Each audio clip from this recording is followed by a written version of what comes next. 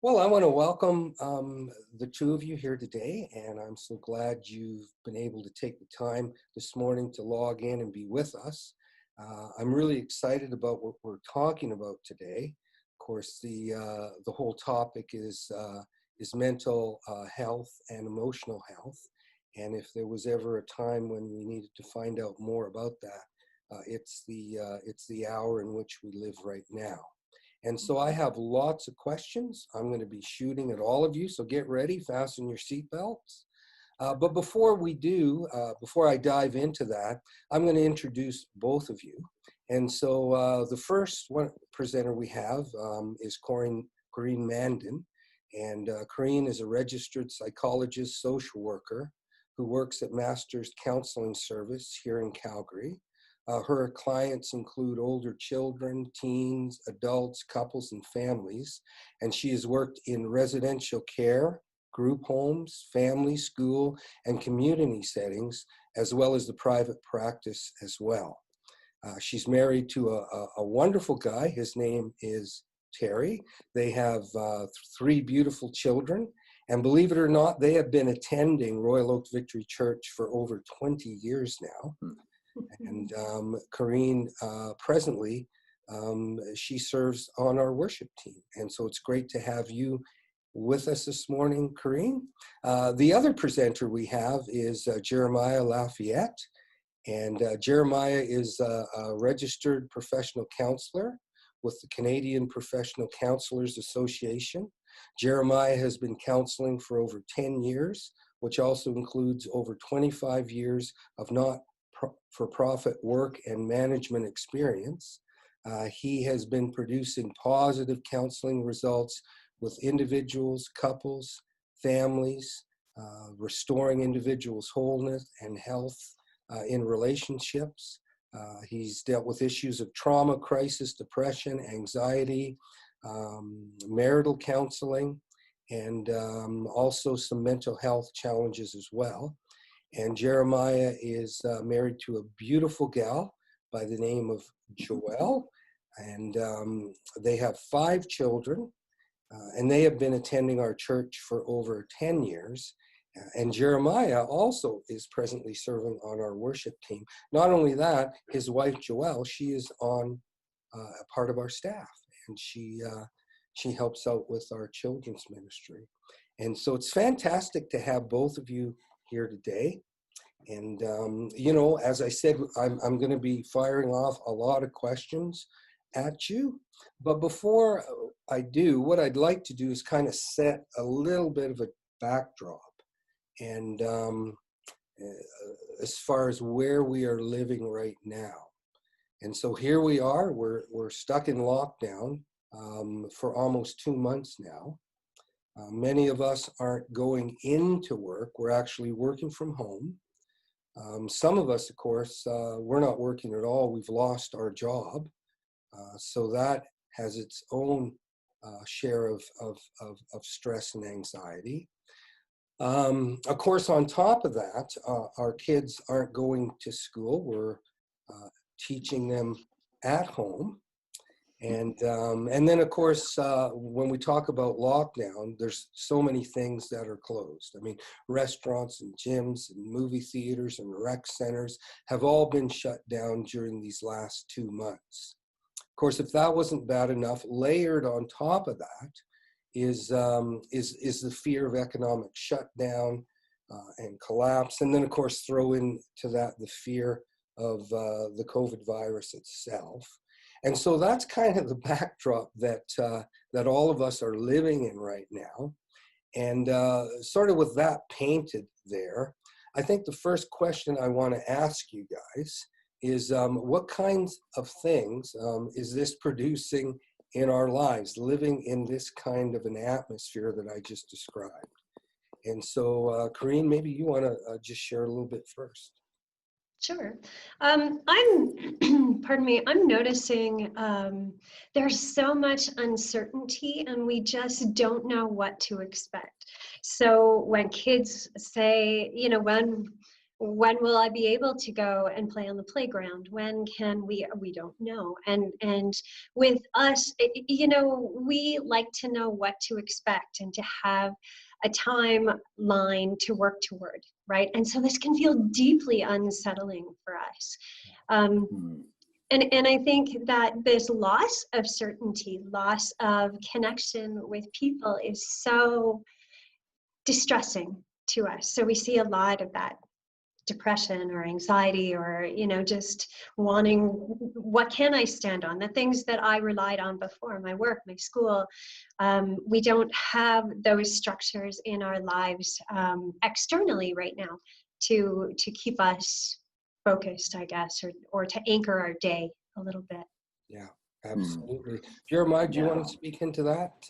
Yeah, I definitely would say that we're definitely in a brand new world today, where it's unprecedented. We have worldwide global coverage of a worldwide trauma situation that has occurred within all of our lives, both individually, as families, as businesses. Everyone is involved with this. And it's not just that we hear a record or we have a letter saying, oh, over here in the country, it's really bad. No, we are seeing this everywhere live, okay, online through interviews. And that's completely, even when we compare things like World War II to things like Vietnam, bad circumstances and situations that have happened and created trauma and loss within lives, you'd still be a week or 2 weeks away before you'd actually get the report. No, it's happening now. We find out. We can just watch our prime minister give his daily update, and just watch it. That's unprecedented to what we've seen and how things have transpired, which then leads to other areas of newness that, although it might at first glance seem really cool and futuristic, is creating a bit of fatigue. One example that, I talk about is screen fatigue that happens.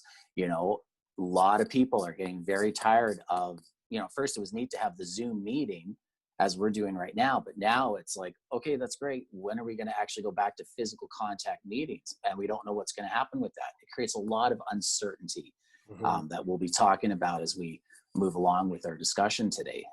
Yeah, absolutely. And so, we maybe some of us used to have a problem with going on Facebook a little bit too much, watching a screen a little bit too much. But it seems like now it's almost like, well, it's true. That's the only way we can connect in many ways with the people around us. And so screen fatigue is become a problem. Of course, another big issue, and we've been hearing this as we've been calling people in the church and talking to them, of course, is the whole area of anxiety and depression. Yeah, and absolutely. So maybe you guys want to speak a little bit into that this morning. Yeah, I think definitely when we talk about areas such as anxiety, depression, they're all outcomes of all the areas, of no control that we have because of having to socially isolate.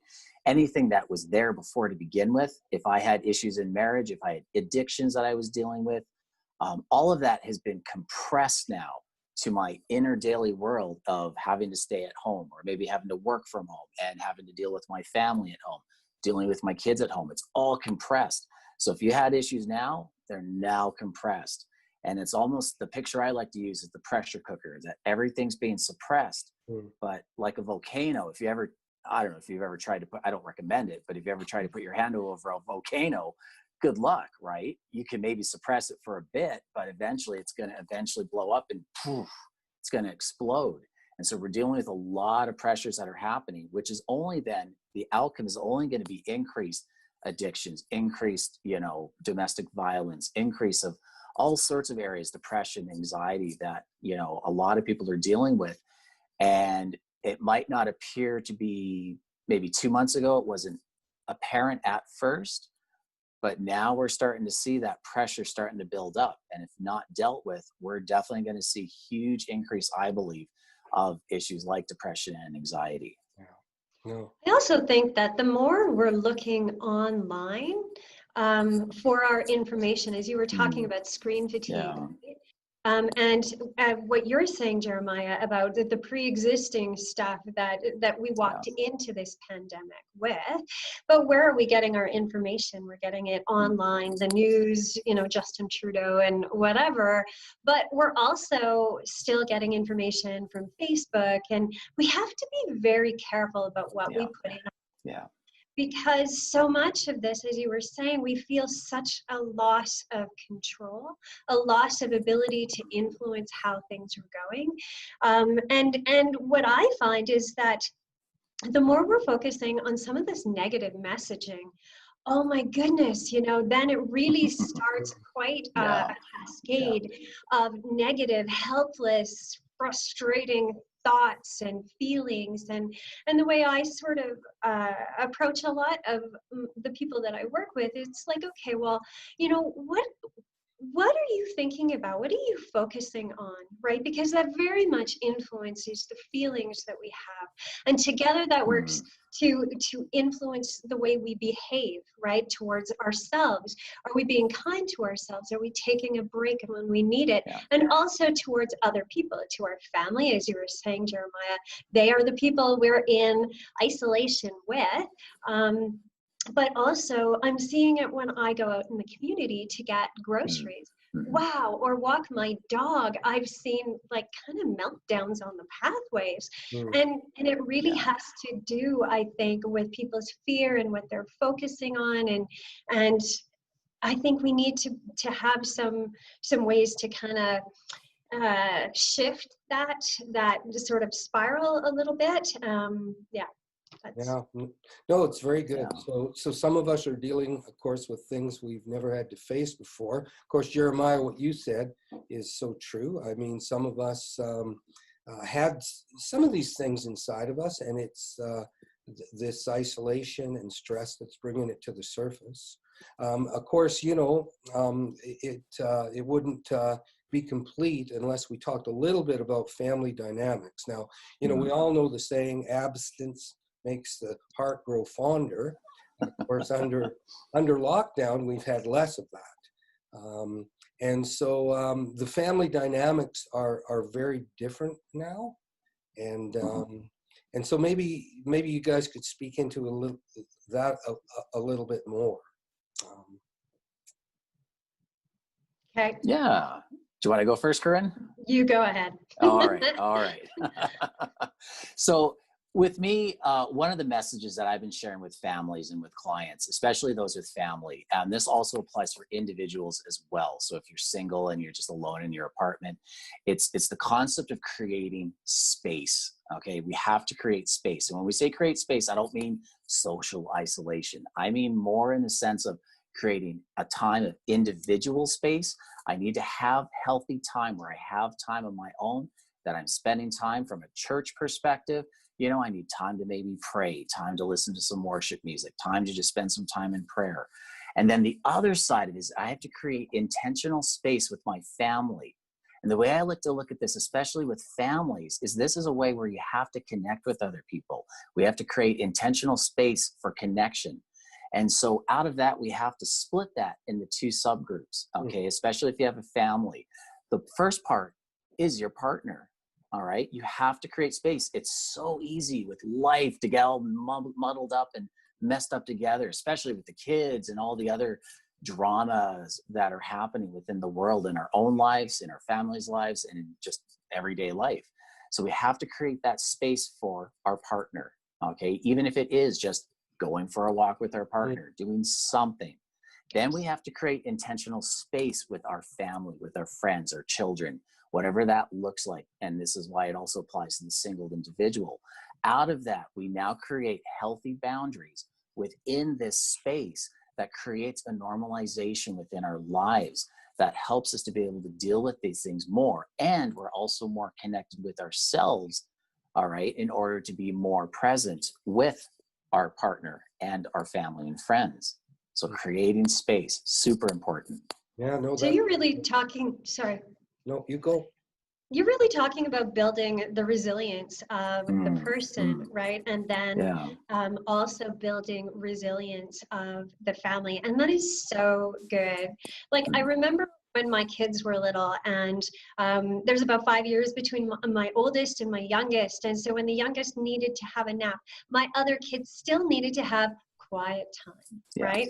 I think, that's not a bad thing. That we can, have permission maybe, or grant ourselves and our family members permission to have a little bit of time, and what can they do there, right?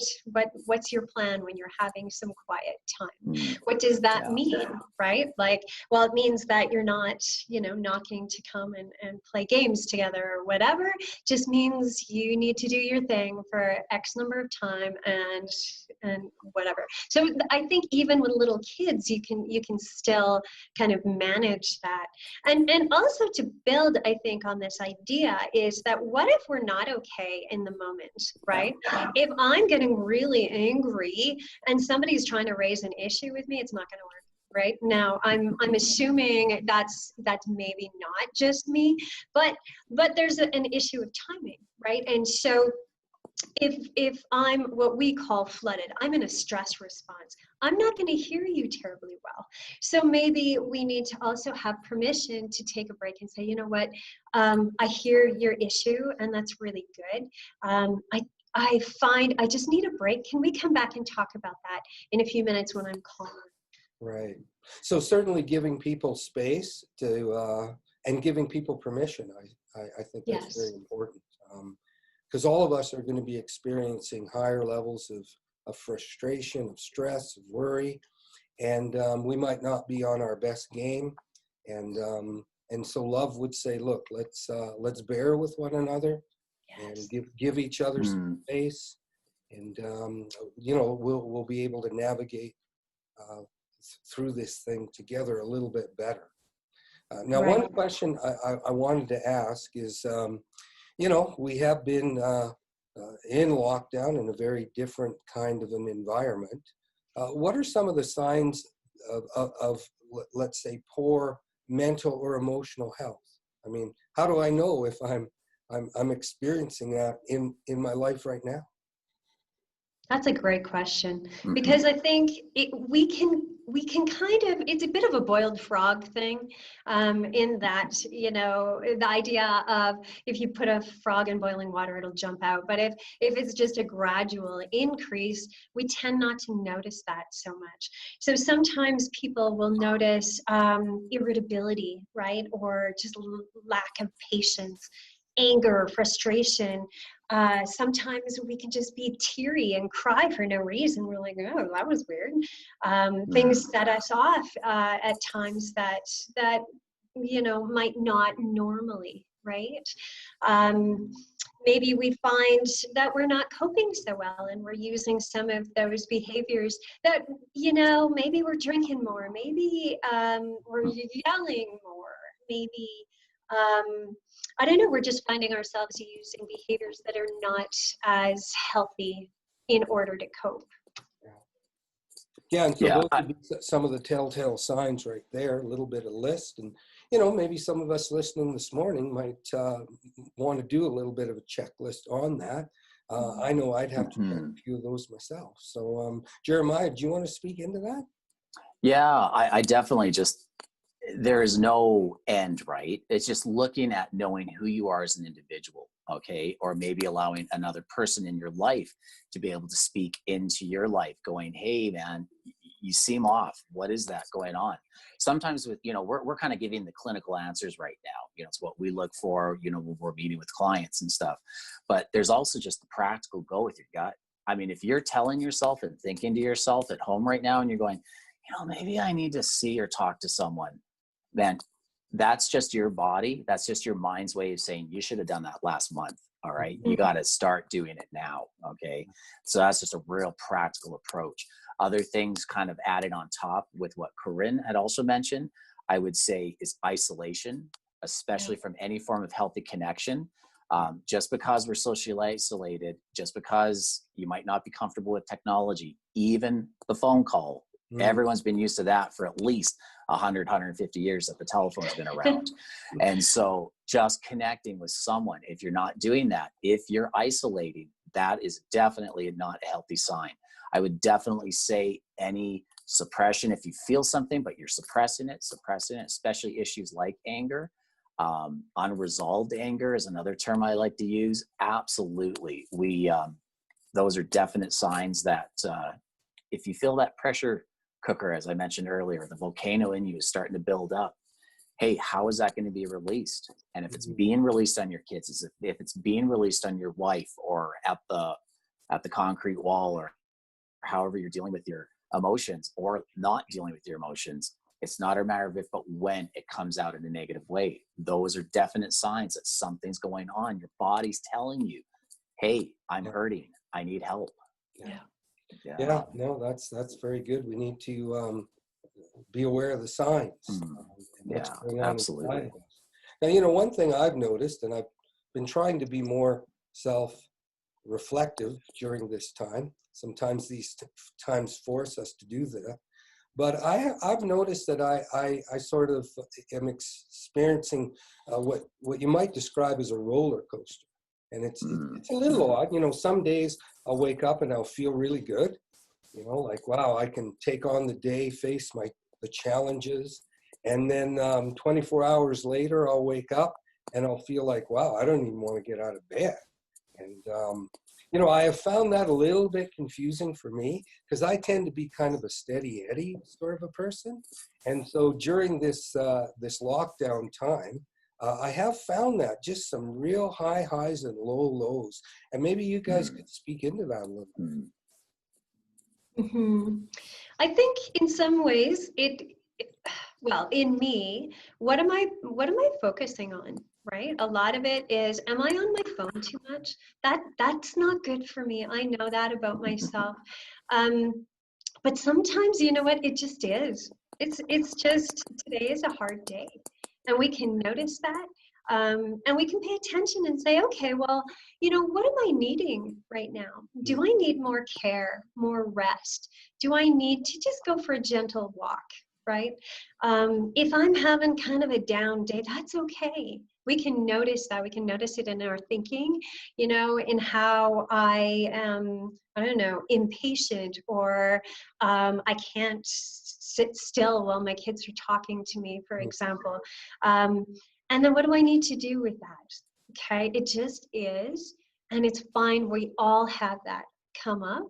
And it really sort of is an invitation, I would think, to some of those behaviors that can calm us, whether it's a nice cup of tea or a go sit in the sunshine, right? For me, I'm really light sensitive, and I need to be in the sun.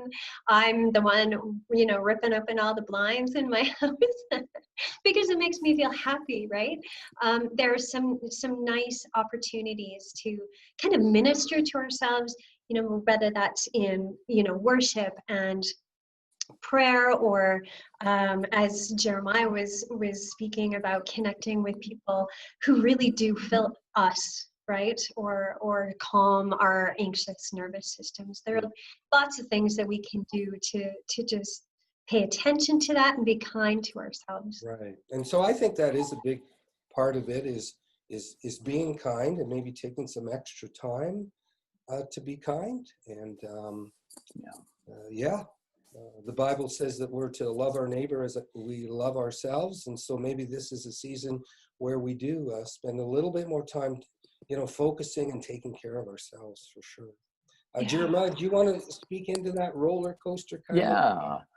I think definitely one of the biggest things, again, adding on to what Corinne had mentioned, is just recognizing, that we are in not just an individual, but worldwide crisis. This is trauma, whether it's a big T or little t, because everyone's going to, when I say big T or little t, big trauma versus a little trauma.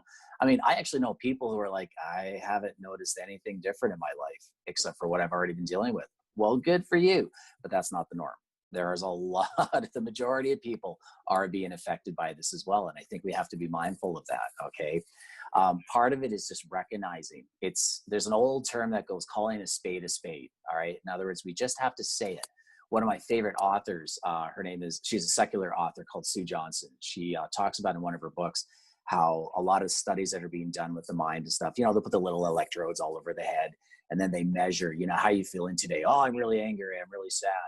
But it's amazing how if they're at a heightened peak of emotion, just by even saying how they're feeling or what they're thinking, it brings it right down. You know, so I call that half the battle. So let's recognize that we are in a time where we have loss of control. We're in a time where we have lack of predictability. So then the question, of course, eventually is going to be, how do we create predictability? How do we create safety in our lives? So half the battle is just naming it, calling it as it is. I'm having a bad day. All right, now I just got to be careful not to project it on, you know, maybe my family, but I still got to say it. I got to be honest with myself with how I'm feeling, what I'm dealing with. But then now I have to look at ways and strategies to be able to move forward with my day and create mobility in my day so that I'm not walking in fear and, you know, in predictability, all that kind of stuff. Yeah. No, very good. For sure. And I think it's taken all of us a little bit by surprise, just how, you know, how challenging this can be spiritually, emotionally, mentally. Like we are in the middle of a storm, right? The world Absolutely is upside down. And, you know, I know that when we were chatting about this, this get together that we're doing right now, you know, a lot of the stuff that people are plowing through are things like depression and grief. And maybe you guys want to speak into that a little bit. You know, why is that? Like, why do I feel depressed? Why do I seem sad? And, you know, what is the cause of some of that? This seems to be a real season of loss, you know. There is loss of freedom. We don't really talk a lot about that, but there is loss of freedom. The freedom to just go get groceries and be back home in a short time, that's just not our reality anymore, right? There's a loss of interconnection, right? Our bodies are wired to have interpersonal connection. And that's part of what I think Jeremiah was talking about with this screen fatigue, because our minds, you know, my neurons, I have mirror neurons, and when I watch you do something, the area in my brain that would activate if I was doing that is lighting up. So if I'm watching you do something, it's lighting up my brain, okay? So we are so structurally designed to be connecting with each other. There's a loss of that. And even though we try to do this online, it's like still a disconnect, right? Our brain's going, no, we're trying to mimic or create this, but it's not quite the same. There's a loss of, you know, just there's so many different losses. And as Jeremiah was saying, losses in terms of other people all around the world and death and this kind of stuff, but also loss of travel, loss of people who are graduating. There's so many people graduating high school and university and weddings, and loss of sort of our dreams and what we hope this time would be, right? And so, you know, clinically, there really isn't, like physiologically, a big difference between grief and depression. Okay, DSM, our diagnostic manual, says that basically the difference between grief and depression is that there's a clear onset with grief.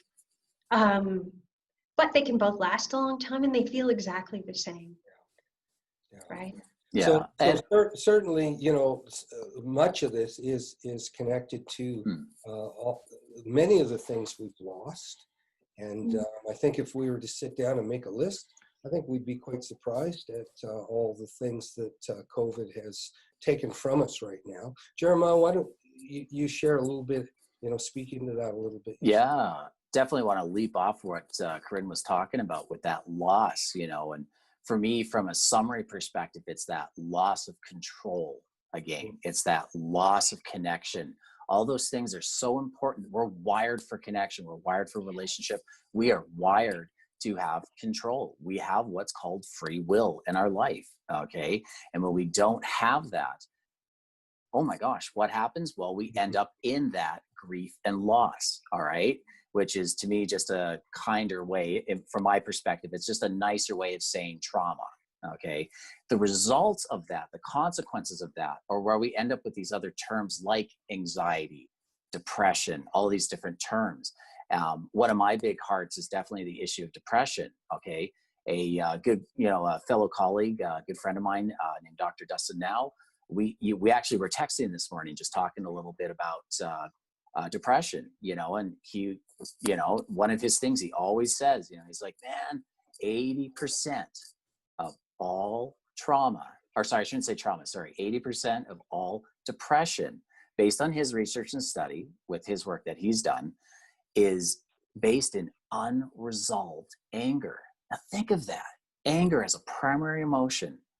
And if I'm feeling depressed, I wonder how much have I suppressed or oppressed in my own heart that is actually unresolved anger. That's an interesting thought to think about. And so think about what's happening. If I have lost control of maybe the choice I have to have friends, to see friends, loss of connection, the ability to not go shopping, as Corinne mentioned, and having to wait in lineups now, and can't look or breathe on everybody, can't touch, right. I got to wash every single banana now that I eat, all those kind of things. Oh my gosh, I believe that there's got to be anger in there. Yeah. And out of that, if it's not dealt with and if it's not resolved properly, we now have unresolved anger, and now we got some issues. And when it's not dealt with, the outcome is depression. And then of course, other outcomes are things like anxiety, fears, all those different kind of things that then pop in. How do I deal with this stuff? So just kind of a similar but different way of looking at things with what Corinne was talking about. No, it's good. It's good stuff. So, I guess one question I want to ask is okay, here I am. I'm grieving. I'm sad. I'm depressed. What are some practical ways of dealing with that?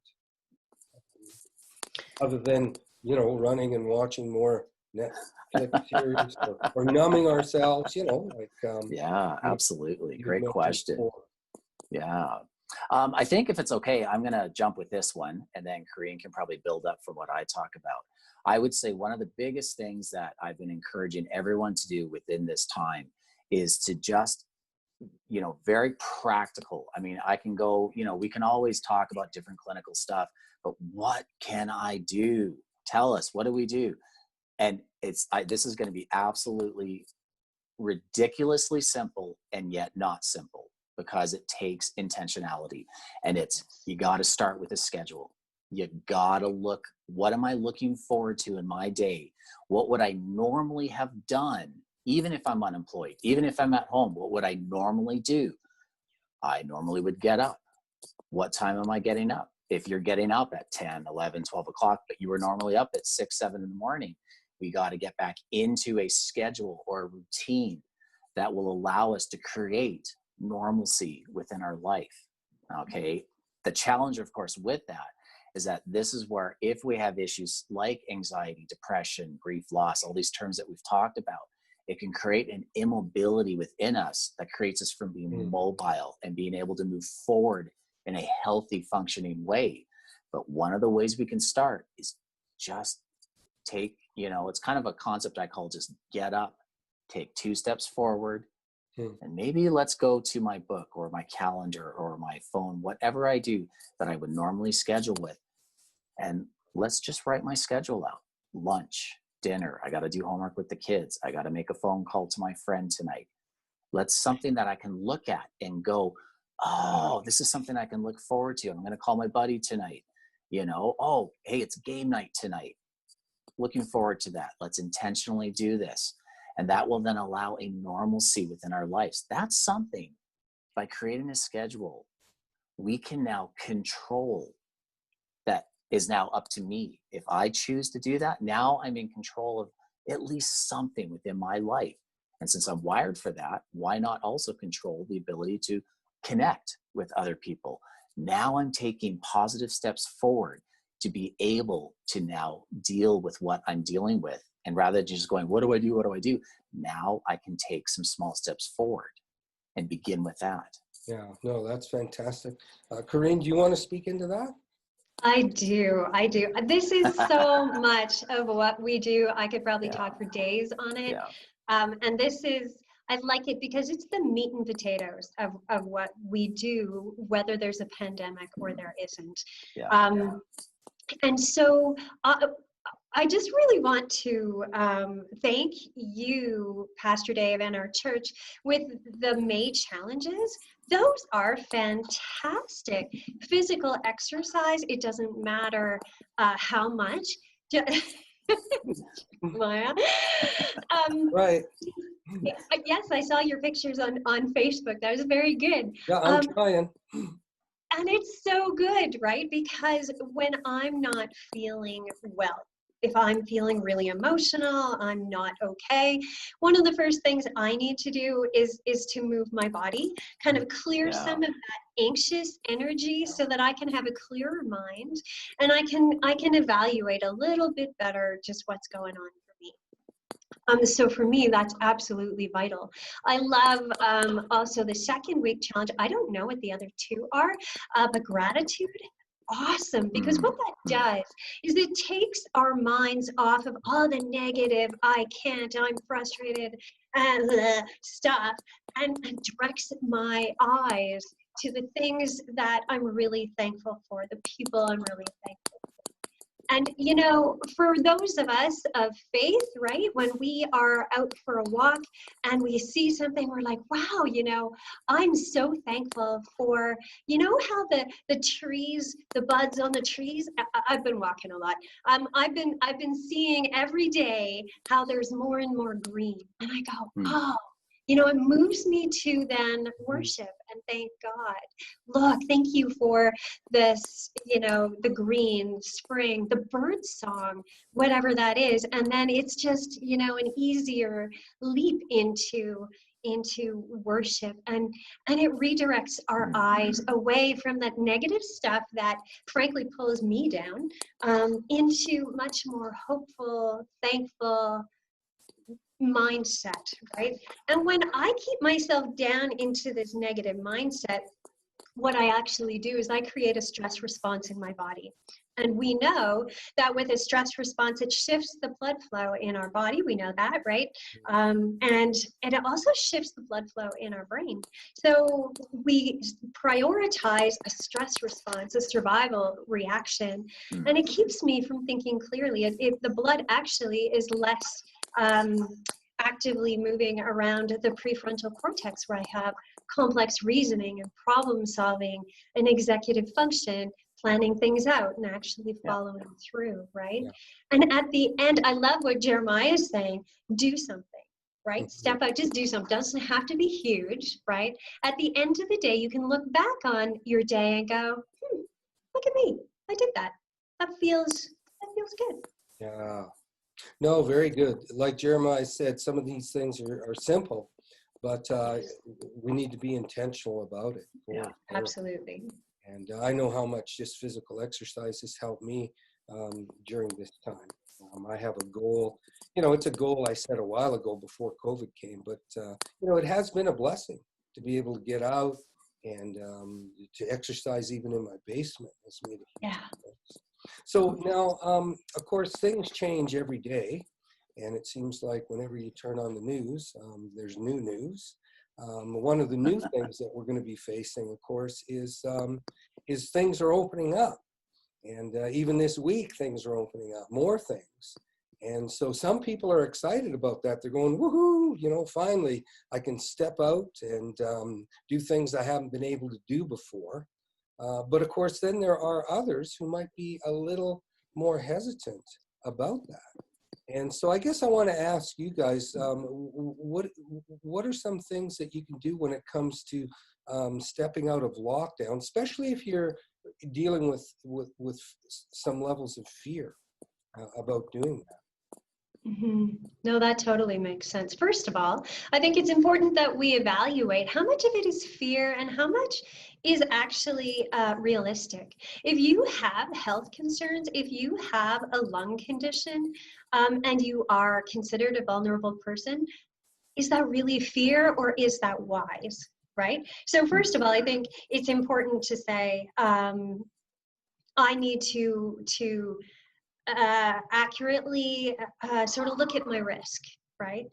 And then it is important, sort of like what Jeremiah was saying in terms of taking a step, right? Doing something. If we stay here in lockdown for too long, what can happen is that we get into an anxious mindset and we have isolated, and then avoidance becomes something that makes our anxiety even worse, right? So we have to be careful. It's like always when I'm talking about coping and this kind of thing, it's like some, but not too much, right?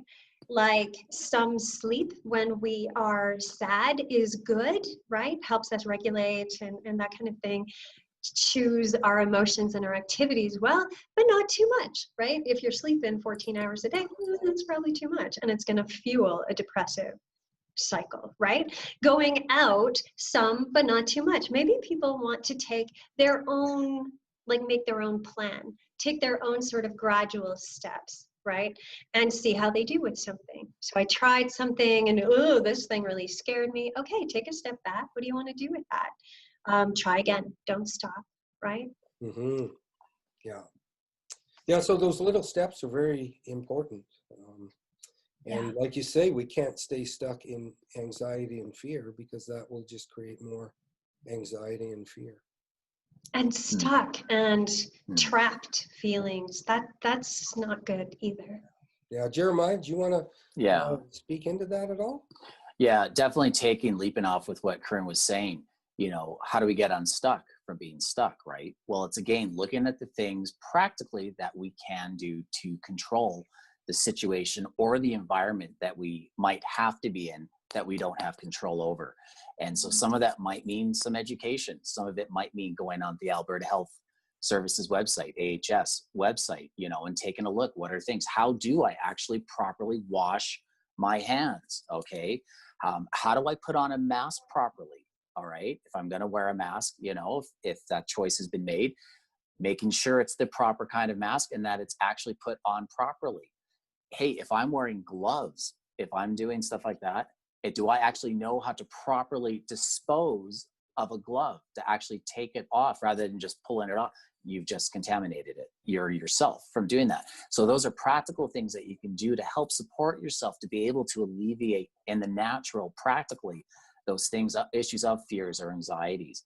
Along with that, and this is again the work that Corinne and I do, is then we also have to be very mindful of what am I feeling inside. And if I'm like this, then, you know, it's like saying, well, dude, you need to breathe. I am breathing. No. Let's split that up. You are shallow breathing, which means that you're only connecting to what we know as this part of the brain, which is our emotion center.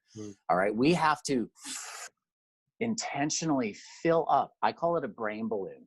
Okay. I use a balloon as an example. If inside of my brain is a balloon and I'm fear and anxious and stressful, it's all empty. Well, if this is a balloon, it's not blowing up. It's putting air in it, but it's not enough to blow it up. I have to fill it up so it connects to both the emotion and our prefrontal cortex, which is where our logic, our calm, caring side comes into play, and connect the two together. So that way I can go, oh yeah, I just got to be aware about my touch points throughout the day, making sure that I'm staying calm. Everyone else is having to deal with this. I'm not the only one having to deal with this. And as soon as I come home, let's say from buying groceries or from my day at work, I immediately take my shoes off, go to the sink, wash my hands with soap and water, maybe change my clothes, you know, so that if that's a fear that I deal with, then put on a clean set of clothes. And if that helps, then do it, because that's a practical thing that you can do. And then put the stuff in the wash and dry it. Just real practicality. But I am still calm. I'm still centered with myself. And I will always add with what we talked about earlier, for those who do attend ROVC, let's also remember that we do have those things like scripture to remember that I have not been given a spirit of fear, but of power, love, and a sound mind. Yeah. Sound mind, I believe, connects both the emotion part of our brain and the prefrontal cortex of our brain. That's so important and powerful when we recognize or have a revelation of that. Yeah, very good. And so that almost leads us into, one of the questions that we had talked about, when we sort of brainstormed this. And, how can I use my daily devotions to improve my mental health? And so, I talk about devotions a lot. It's kind of a hobby horse of mine. And it's not just the opportunity for us to read the Bible, find out more about Scripture, say a few prayers here and there. There is some real benefits, emotional and mental, to devotion. And so Corinne, why don't you speak into that? Yeah. Well, you know that both Jeremiah are on the worship team. So you know that we like worship, we like the music aspect. Mm-hmm. And I want to come back to something that, and you do that. I want to come back to something that you were just saying, Jeremiah, about shallow breathing versus deep. Kind of what he's talking about is us activating our vagal nerve. Okay, so the vagal nerve starts in the brainstem and it wraps around so many of our internal organs, including our larynx. Okay, so when we sing, when we worship, okay, we are breathing more deeply than that panicky breathing, right? And we are also activating our larynx, even if it's a joyful noise, it might not be, Might not be too joyful for others who are listening, but working for us. Exactly. And so that actually calms our body, which is really great. And the other aspect to worship is that it focuses our mind where it needs to go, right?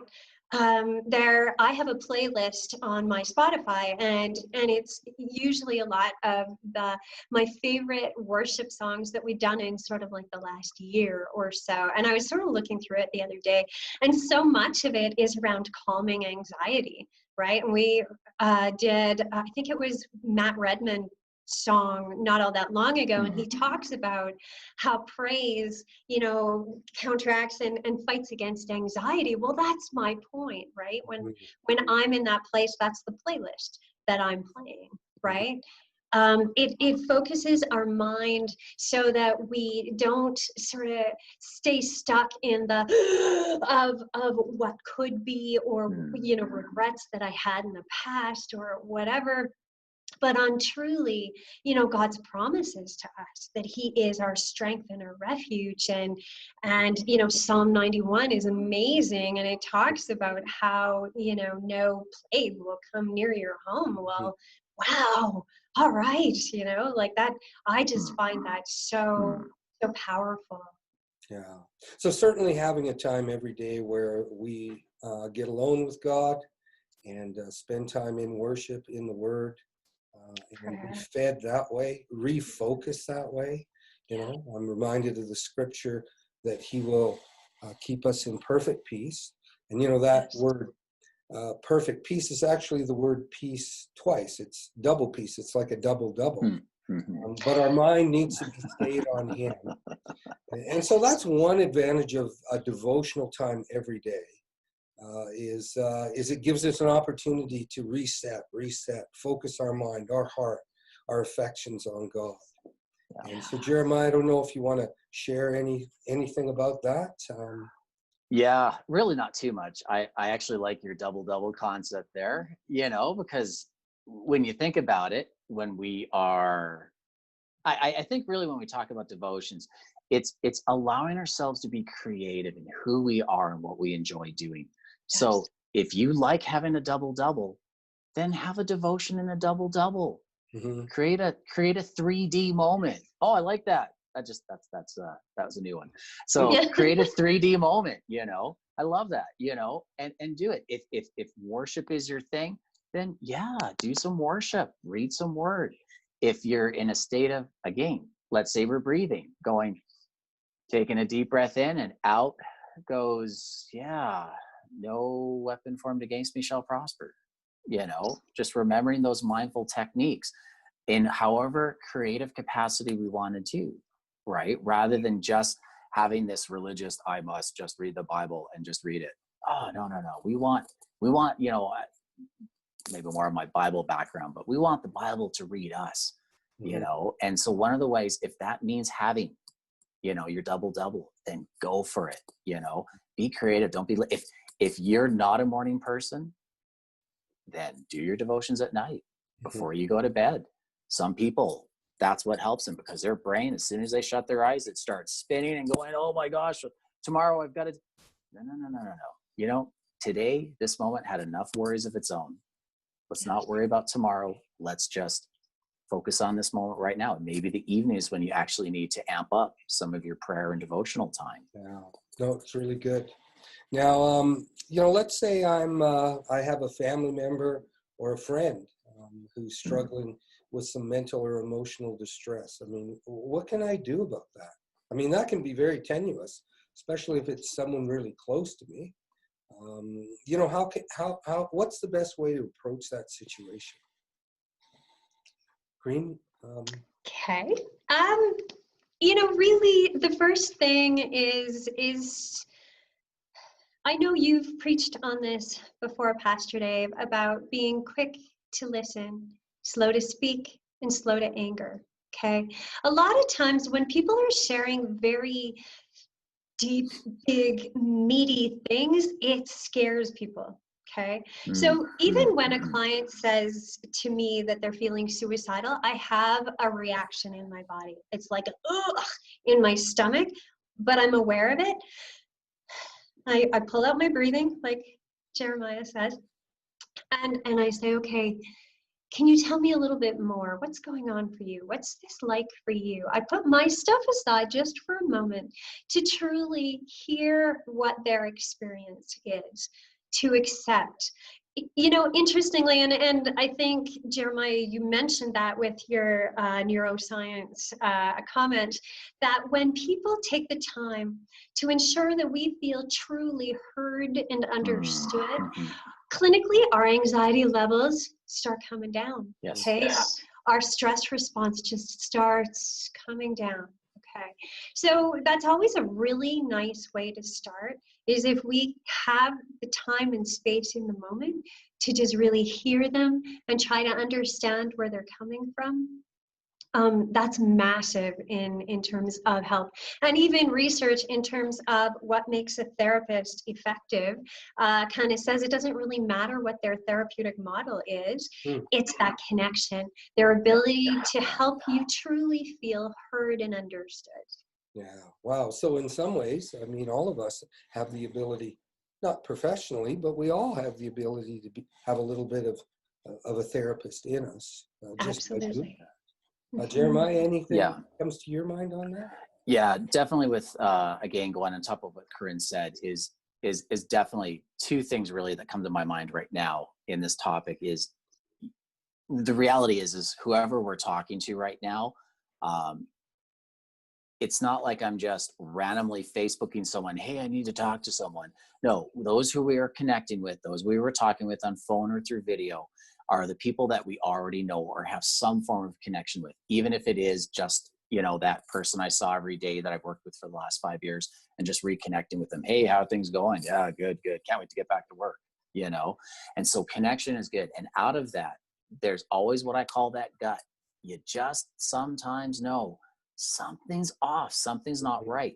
But this is where most people just stop and go, you know what, I'll wait till the next person. No, this is where we have to be bold and sometimes ask the question, hey, this is really uncomfortable for you, and this might be uncomfortable for you, but are you doing okay?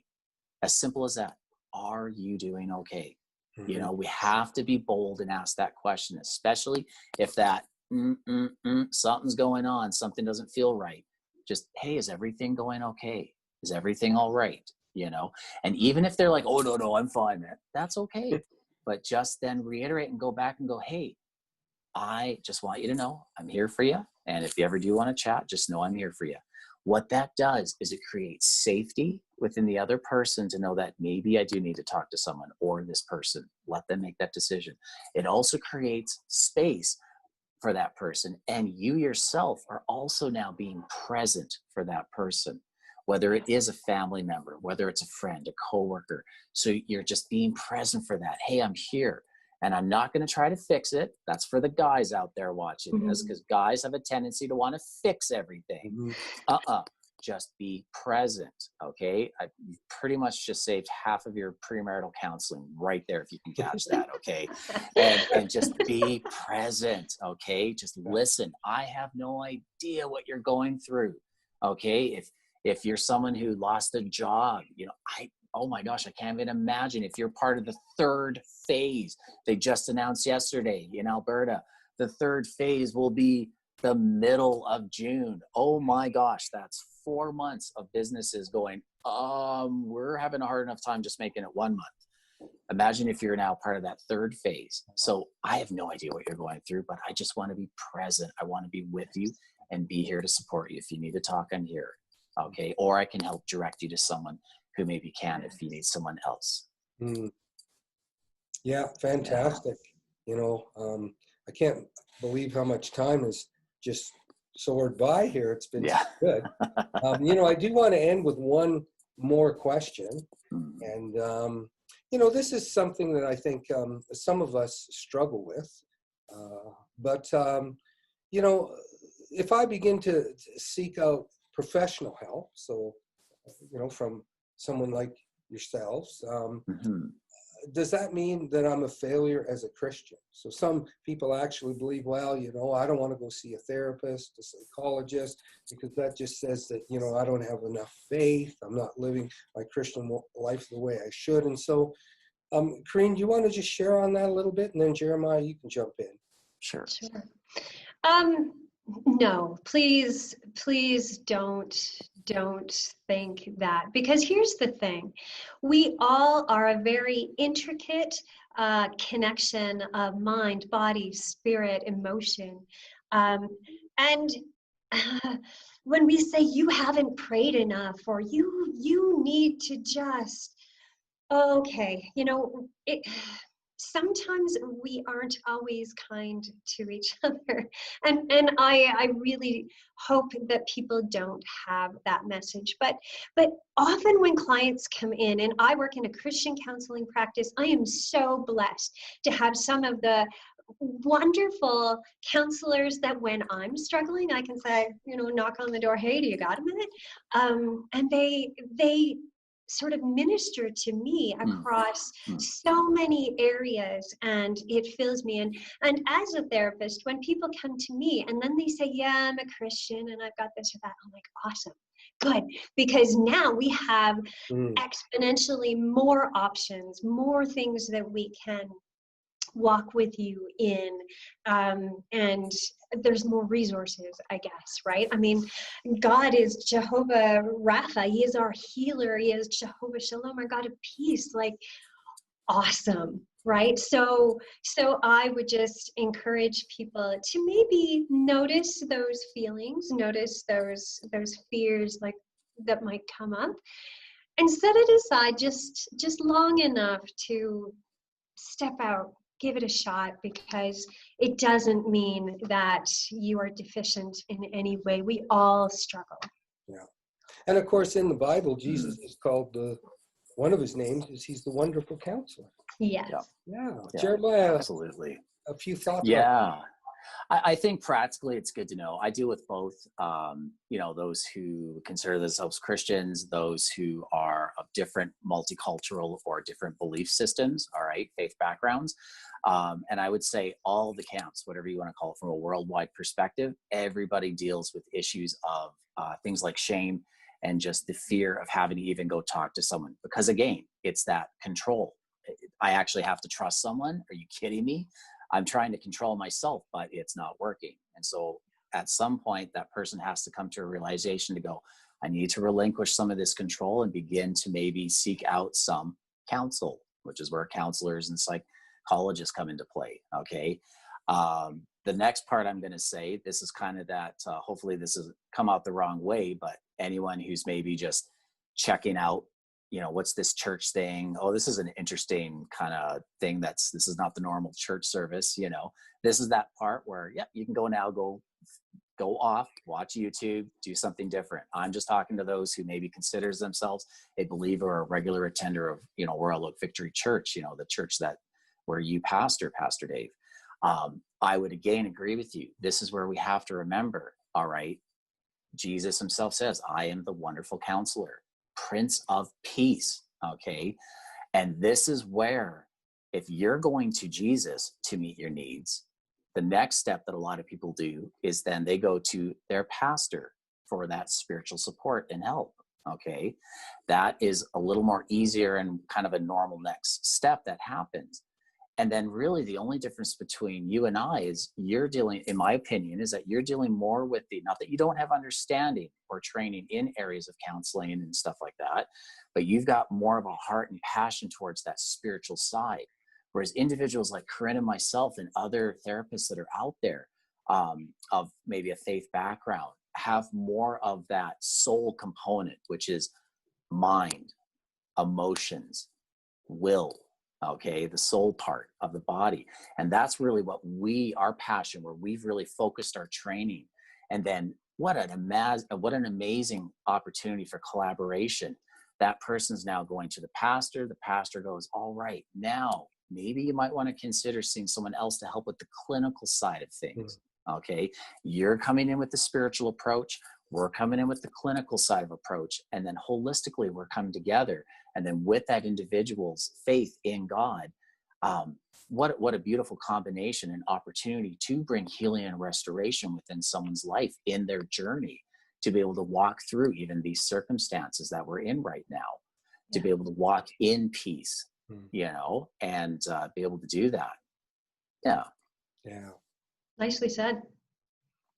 Yeah, very good stuff. Well, this has been awesome. I mean, I wish we could go for another hour. Such, practical, relevant stuff.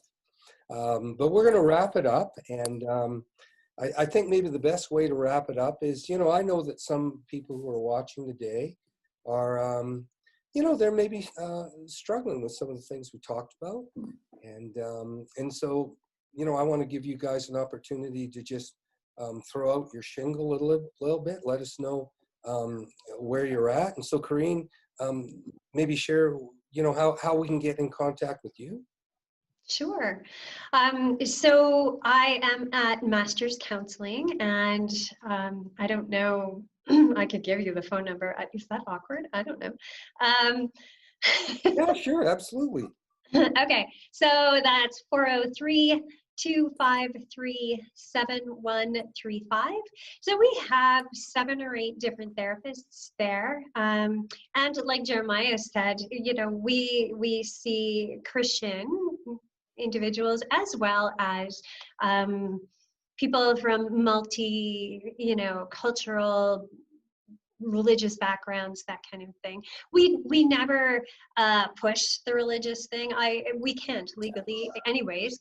And so it's just really meeting people where they're at, coming alongside them in more of a discipleship kind of posture, and walking alongside them as they walk towards their goals. And there are so many different therapists there that we can, if you want a male counselor, we have that. If, there are people who specialize in working with, different populations. So I love coming alongside people. That's my favorite.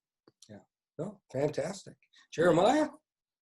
Yeah. I'm at a place called New Life Counselling. I'm over in the northwest part of Calgary. But I think as a lot of therapists are encountering, it's not, we're not limited anymore, which is kind of cool, to just a location. We're basically virtually worldwide now because of online counseling. And I think it's good to know that even just as you and I are talking right now, this is what online counseling is like. Hey, Jeremiah, tell me, how can I deal with this? I may be talking a bit, I'm listening to you, a little bit of patter, but more with that clinical approach, focusing specifically on your needs, on the areas that you're needing help and support with. So it's just an amazing opportunity for wherever you're at. Okay. And otherwise, I would encourage people to check out the website. That's newlifecounseling.life, 2 L's in counseling. It's a Canadian thing. My phone number is 403-690-8617, and that can be text is fine as well. just because some people, like I say, even prior to COVID, still deal with issues of anxiety and depression, and maybe have a hard time making that call. But texting is a lot of times more easier. So I definitely encourage people, yeah, if you have a hard time calling, text, hey, I need to talk. Great, well, just text. That's totally fine. Make it safe and comfortable for everyone that way. No, fantastic. No, it's great to have, resources like that. It's awesome to be able to have you guys and have you guys here today and as part of our church family. It really is strength. And so I want to thank you. I want to thank you for taking the time this morning to be with us. And, we're not out of the woods yet. We need to really take care of ourselves. And I just want to tell everyone out there, there's been a lot of nuggets and practical advice that has been shared here today. And I want to encourage all of you just to take that, find out, where you're at and apply it into your own life. And so I want to say thanks for coming on, and we look forward to doing some more connection in this way. Amen. Absolutely. Thank you very much for giving space as well to be able to, for us to share our hearts as well to you and your congregation as well, Pastor Dave. Absolutely. Thanks so much. Okay. God bless. You as well. Thank you.